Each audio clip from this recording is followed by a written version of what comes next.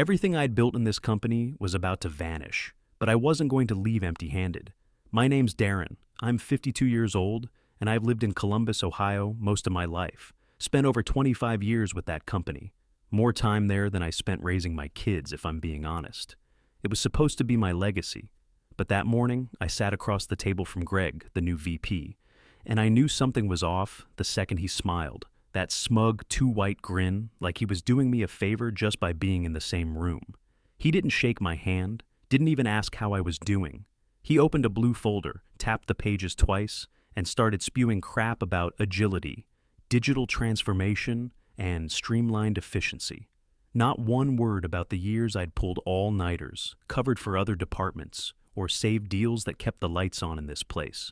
Then he flipped to the last page and pushed it across the desk. No hesitation. Just a folded termination letter like he was handing me a parking ticket. "We're going in a different direction," he said, still smiling. "Fresh blood, new mindset. I hope it works out for you." He didn't thank me, didn't offer a handshake, or even pretend to feel bad. I didn't say a word. I stood up, took the paper, and walked out of his office without looking back. My legs were steady, but my jaw was tight. The second I stepped into the hallway, it went silent. Dead silent. Every screen stopped blinking. Phones were still in hands, but no one moved. I caught a few glances from the younger guys. People I trained, mentored, carried when they screwed up. They looked away like they didn't know me. I walked past them all without a word, but my fingers curled tight around that termination letter. Quick note. Before listening, share which city or country you're watching from. I didn't even make it to the elevator before I saw it. Right there, under the signature line, my name, printed next to an internal filing reference I hadn't seen in years. Something legal, something old. They'd just handed me the one thing that would bring this whole house of cards down.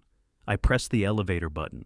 It was game on. I walked straight out of the building, didn't look back, didn't stop at my desk, just kept moving like I still belonged there. And for the record, I did, more than any of them ever would. I didn't go home. I wasn't ready to sit in that empty living room with that framed company award from 15 years ago staring at me like a joke. Instead, I hit the diner 2 blocks over, Mel's. The one with the sticky counters and burnt coffee, but no corporate suits. I ordered black coffee, took a booth near the window, and sat down like I had nowhere else in the world to be. And right then, I didn't. I stared out at the parking lot, still holding the termination letter. I wasn't angry, I wasn't even sad. I was just done. They didn't even look at me when I left. Not the guys I trained. Not the ones who used to bring their screw-ups to my desk with panic in their voices. Not even a nod. It was like I'd never existed. I took a sip. Burnt as hell. Perfect. My phone buzzed on the table. Texts, a lot of them. "Hey, just heard. Sorry, man. Bullshit what they did to you. Didn't know till after. Hope you're okay." I ignored every single one. They didn't speak up when it mattered. I didn't need their sympathy now. I leaned back, staring at the ceiling, thinking about all the crap I'd eaten for that company. The missed birthdays, the weekends, the stress that nearly cost me my marriage. All for what? I dropped a 20 on the table, grabbed my phone, and walked out the door. It was time to make a call. I pulled into the driveway just as the streetlights flicked on. Didn't bother turning on the living room light. The house felt too quiet, too still, like it was holding its breath. I went straight to my office, the one room that still smelled like printer ink and old coffee. The desk was buried under years of clutter, tax returns, unopened bills, random cables I never got around to throwing out. I dug through the mess until I found it. The old brown envelope with the faint crease down the middle, my handwriting across the front. Provisional Patent 2007. I sat down and opened it. The papers inside were yellowed around the edges, the ink slightly faded, but the words were still sharp enough to cut. My name on every line where it mattered, not the company's, mine. For a second, it felt unreal, like I was looking at something from another life, back when I still thought hard work meant loyalty meant security. I flipped through the pages until I found it, buried halfway down in the legalese, just like I remembered. The clause.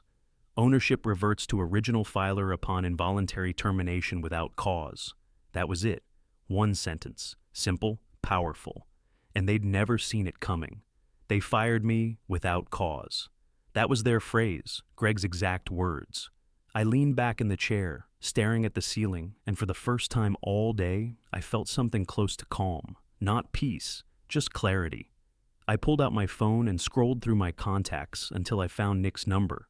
We hadn't talked in a couple years, but some people you keep in your back pocket for a reason. He picked up on the second ring. "Darren, man, it's been forever." "Yeah," I said. "Listen, I need you to check something. That old patent we filed, it's live, right?" He paused, probably spinning his chair like he always did when he was thinking. "The one for the predictive engine? Yeah, that one. I got canned today, without cause." He whistled. "Then congratulations, my friend. You just became the sole owner again. They never transferred it." "You're sure?" 100%. It reverts automatically. The moment you walked out that door, it was yours. I didn't say anything for a second, just stared at the papers, feeling that mix of disbelief and satisfaction settle in my chest. I'd been tossed aside like an old part they didn't need anymore, but they'd just given me the key to everything they built. I closed the folder, slid it into the desk drawer, and grabbed my car keys. It was time to see what came next. I backed out of the driveway and took a slow loop around the block, not going anywhere in particular, just thinking.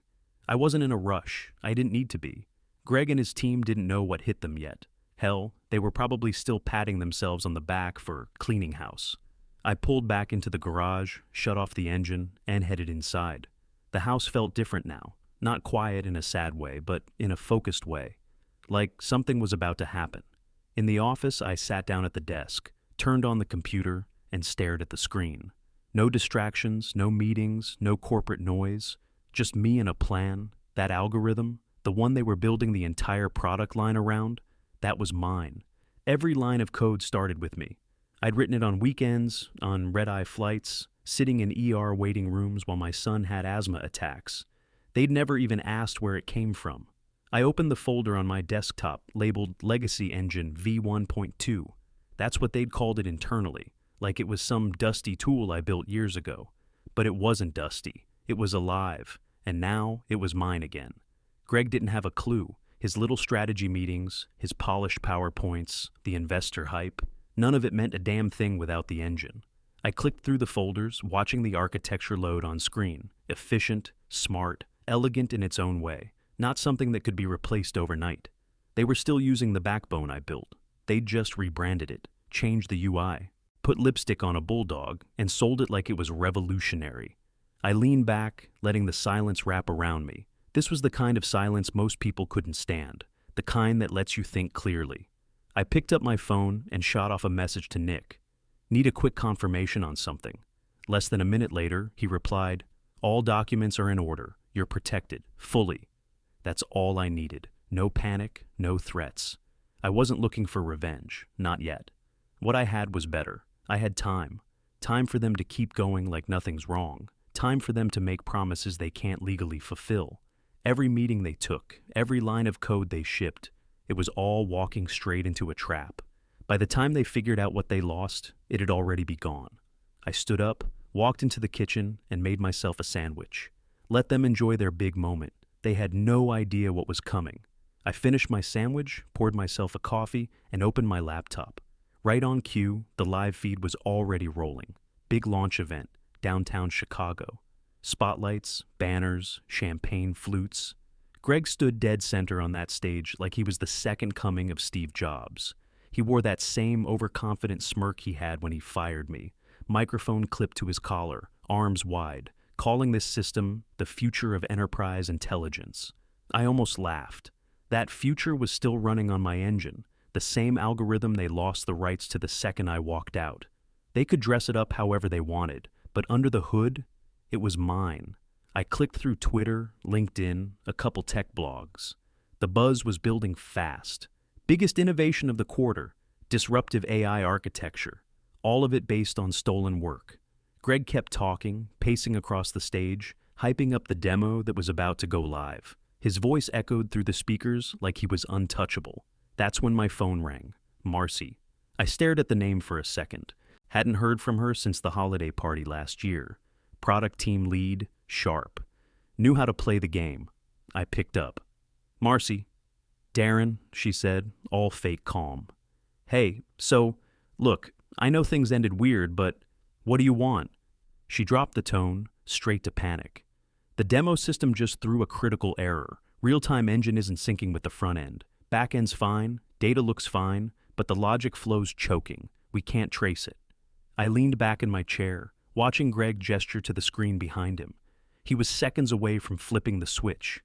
It was working in staging, she continued, breath tight. We tested it 20 times, but something's off in production. It's not off, I said. It's locked. Silence. What?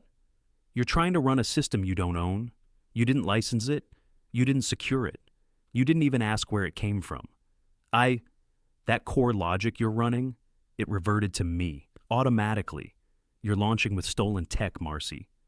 More silence, then a shaky exhale. Jesus! Yeah. On my screen, the live feed stuttered. The lights behind Greg dimmed slightly. He glanced back, confused. His smile wavered. I stood up, phone still to my ear. Tell Greg, I said. Good luck explaining this to the investors. I ended the call. I stayed on the live stream. Greg froze for half a second when the screen behind him glitched again. Just a flicker, but enough to rattle him. He shot a look off stage. No cue cards could save this. Minor tech hiccup, he laughed, covering the mic. We've got our top engineers on it. Bullshit. I could see movement in the shadows behind him. People pacing, whispering, trying to figure out what the hell was going wrong. The countdown to the demo hit 0, nothing loaded. Greg clapped his hands and forced a grin. Let's talk about scalability in the meantime. He was already pivoting, already trying to spin it. Classic Greg, smile big enough and maybe they won't notice the fire. But they noticed.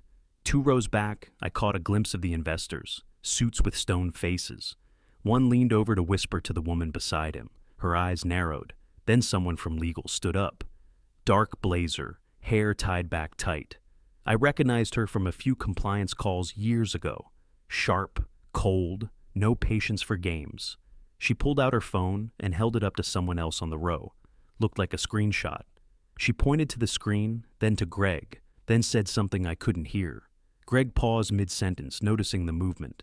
The head of product walked up behind him, whispering in his ear. Greg stiffened. The legal woman stepped forward. This system, she said loud enough to catch a few mics, is not proprietary. Greg blinked. Excuse me? The patent's been transferred. Lexora doesn't hold the rights anymore. You could have heard a pin drop. She turned the screen on her phone toward the first row. The company founder, board reps, and a few high-profile investors stared down at it like they were reading a death sentence. Greg stepped forward, arms out, voice too loud. That's not accurate. We own all IP related to... No, you don't, she cut in. It reverted last week. Involuntary termination clause. You didn't finalize the paperwork. The core engine is no longer yours. Greg's face went white. He looked over at someone backstage, waving his hand like that was going to fix anything. The AV tech just shook his head. Then the screen behind Greg went black. Silence. No slides, no product demo. Just dead air. From the back of the room, someone muttered, "So we're launching vaporware." Another voice, "He didn't secure the engine? Seriously?" Then the big one, "Who owns it now?" I closed the laptop. They were about to find out. I didn't need to see the fallout. I already knew the next move, emergency board meeting. I'd been in enough of them over the years to recognize the pattern. Missed projections, legal red flags, investor panic. They'd scramble for answers, try to plug holes with buzzwords. My phone started blowing up mid-morning. Emails, missed calls, texts from numbers I didn't save. I ignored them all. Then one came through I recognized. Hal, the founder. The one who built Lexora from a second-hand desk and alone. He'd stepped back 5 years ago, but I always knew he kept a close eye on the real heartbeat of the company. Now he was back in the room. I didn't answer, but I could picture it clearly. Greg pacing like a caged dog, blazer off, tie loose, throwing words like confusion, temporary bug. We're actively resolving. Bullshit. Hal didn't do spin. He waited until Greg ran out of breath, then leaned forward, probably both hands on the table, and asked the only question that mattered. Did you fire the guy who built the product without checking what he still owned? Greg would have started talking again, trying to blame internal miscommunication, performance metrics. Some weak narrative about my skill set being outdated. That's when Hal shut him down. "No," he said. "You fired the guy who was the product, and you didn't even bother to check the paperwork." Silence. One of the board members, probably Kara from legal, would have spoken up next. "The patent's been refiled under his name. Everything's clean, binding. We don't have the rights." Another voice. "How long's this been active?" Kara again. "Since the day we let him go." The board wouldn't care about Greg's excuses. They'd care about the fallout. Breach of IP, loss of licensing, investor trust. Someone would ask the final question. How deep does this go? And Hal, calm as ever, would say, "Far enough to sink us if we don't fix it fast." I leaned back in my chair, laptop open beside me. I didn't need to join the call. I'd already filed the paperwork. USPTO, legal notifications, contract protections, all clean. The company that fired me no longer owned the core of its business. And Hal? He wasn't going to let that slide. Not with his name still stamped on the letterhead. The sun wasn't even up when the phone rang. 6 a.m. sharp. No unknown number, no assistant screening the call. Just Hal. I let it ring once before answering. "Yeah." He didn't waste a second. "What do you want?" Not angry, not polite, just tired and beat. I already had the email drafted. I opened it, gave it one last look, and hit send. "Check your inbox," I said. He didn't respond right away. I waited. Terms were simple, clean, no fluff, full buyout rights to the patent, retroactive royalties since the date of use, a seat on the board with full voting power, no threats, no footnotes, just leverage. A few minutes passed, my phone stayed silent. I went downstairs and poured a coffee. Didn't taste like anything. Didn't need to. By the time I walked back upstairs, the reply had landed. Subject line, accepted. No negotiation, no pushback. Just one sentence at the bottom. "I'll send formal docs by noon." I leaned back in my chair, stared at the wall, and exhaled. Not relief, not satisfaction, just finality. I didn't need to go back to that company. I didn't need an apology or some half-assed thank you card. They came to me. Greg hadn't called, obviously. He wouldn't. Not now. He was probably in a back room somewhere getting chewed out by the very people who once believed every word that came out of his mouth. But Hal? He knew how this worked. This wasn't about fixing things. It was about saving what could still be saved. I checked the email again, made sure the clause about board access was still bolded. I wanted a vote, not a title. I wasn't going to be some figurehead they dragged out at press events. I was going to sit at that table, speak when it mattered, because this wasn't about payback. It was about respect. They stripped everything from me and thought I'd walk away quietly. They thought I was just some worn-out legacy guy, too slow, too loyal, too proud to fight back. They forgot who I was before they built their little kingdom. Now they'd remember, and I'd be the one handing out the terms from here on out. A week later, I sat in my new office, top floor, corner window, my name on the damn door. No title under it, just my name. That was enough. The emails came in nonstop. Legal, licensing, HR. Everybody suddenly real eager to keep me in the loop. Can we confirm IP ownership for distribution license? Need approval on platform use rights before rollout. Please review new contract language before Monday. I didn't respond, not right away. They'd waited too long to care about my input. Now they could wait a little longer. Greg, he was still there, for now. Rumor was he'd been pulled off all launch-related activity. Probably stuck in back-to-back meetings trying to explain why half the product suite was now under someone else's control. My control. I heard he tried to blame me, said I pulled a fast one, said the patent wasn't clear. Please. The board had already made their decision. The documents were signed. The ink was dry. They weren't arguing anymore. They were adapting. And me? I wasn't walking back in to fix anything. I didn't want their job. I didn't want their praise. I wanted control. And I had it. The last meeting I took with Hal ended with him shaking my hand and saying, "We'll follow your lead." That was enough. I'd spent 25 years holding that place up while they leaned on me and called it leadership. Now, I was running things on my terms, and they knew it.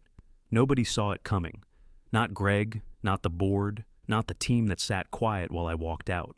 They didn't break me, they made me sharper, more dangerous. I looked around the office. It wasn't flashy. Simple desk, clean whiteboard, black leather chair. Nothing loud, but everything in it was mine. I opened my laptop and stared at the dashboard. My patent, my product, my conditions. Every approval needed my name on it. Every update required my signature. They'd tried to erase me, pretend I didn't matter. Now, they couldn't move an inch without me. They thought they could take everything from me, but all they really did was push me to build something better. Would you have accepted the deal or pushed harder for revenge?